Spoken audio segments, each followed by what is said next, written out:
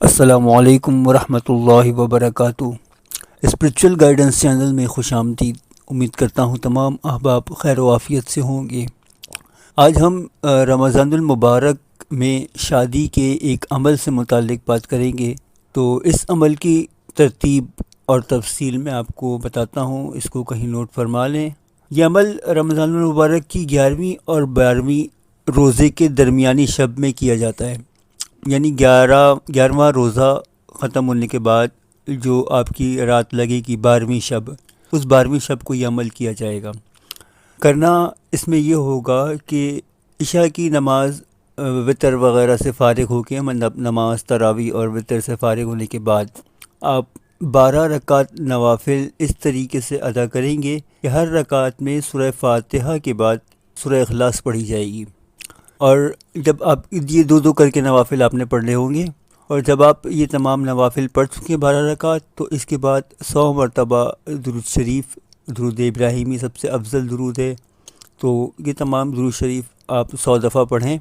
اور ان 12 رکعتوں کا اور جو درود شریف آپ نے پڑھا ہے اس کا ثواب حضور پاک صلی اللہ علیہ وسلم کو صدقہ کر دیں، ان کو جو ہے آپ بخش دیں، اور پھر حضور صلی اللہ علیہ وسلم کے توسط سے، ان کے وسیلے سے اللہ تعالیٰ کے حضور گڑ گڑا کر خلوص دل سے آپ جس کے بھی رشتے کے لیے کر رہے ہیں، اگر کوئی اپنے رشتے کے لیے کر رہا ہے یا اپنی بہن بیٹی کے رشتے کے لیے کر رہا ہے، وہ اس رشتے کے لیے جو ہے وہ خلوص دل سے اللہ پاک سے دعائیں کریں۔ آپ کو خود بخود ایک دلی اطمینان کی کیفیت نازل ہو جائے گی، آپ کے دل کے اوپر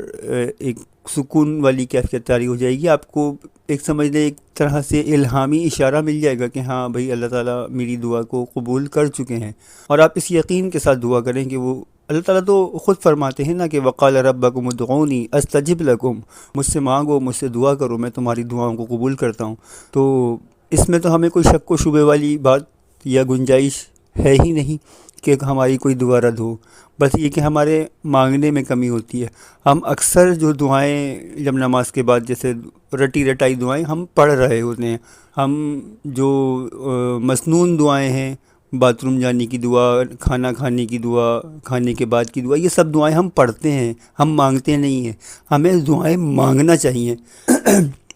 تو کوشش کریں کہ اس چیز کا اہتمام کریں کہ جب بھی کوئی دعا پڑھیں، چاہے وہ مسنون دعا ہی کیوں نہ ہو، تو وہ دعا صرف پڑھیں نا، وہ دعا ہم مانگا کریں۔ ہم نے اللہ تعالیٰ سے مانگنا ہوتا ہے۔ حضور صلی اللہ علیہ وسلم ہمیں مانگنے کا طریقہ سکھا کے گئے ہیں کہ اللہ سے کیسے مانگنا ہے، اور یہ مانگنا سیکھنے سے آتا ہے۔ جیسے فقیر مانگتے ہیں تو وہ بعض دفعہ ایسا ہوتا ہے نا کہ ہم نہیں دینا چاہ رہے ہوتے، لیکن وہ اتنے برے طریقے سے پیچھے پڑ جاتے ہیں کہ ہم جان چھڑانے کے لیے دے دیتے ہیں، حالانکہ ہماری جیب سے 10 روپے دینے میں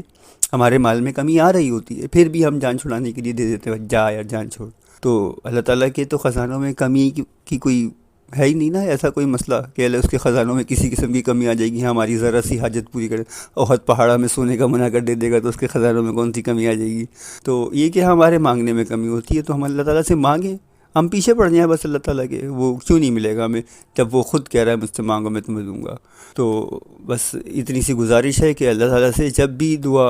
مانگیں، اپنے کسی مقصد کے لیے یا کوئی مسنون دعا پڑھیں تو وہ پڑھا نہ کریں، اس کو مانگا کریں، مطلب بسم اللہ وعلی برکت اللہ، اللہ ہمارے کھانے میں برکت عطا فرما، ہم نے دعا مانگنی ہے، ہم نے پڑھنی نہیں ہے۔ آج کے بعد سے یہ ارادہ کر لیں۔ اللہ تعالیٰ ہم سب کے اوپر اپنا فضل و کرم نازل فرمائے، اس رمضان المبارک کی تمام برکات ہم سب کو عطا فرمائے۔ اپنی خصوصی دعاؤں میں یاد رکھیں۔ ویڈیو اچھی لگے تو لائک کریں، شیئر کریں، اور اپنے دوستوں کے ساتھ اس کو شیئر کریں، چینل کو سبسکرائب کریں۔ والسلام ورحمۃ اللہ وبرکاتہ۔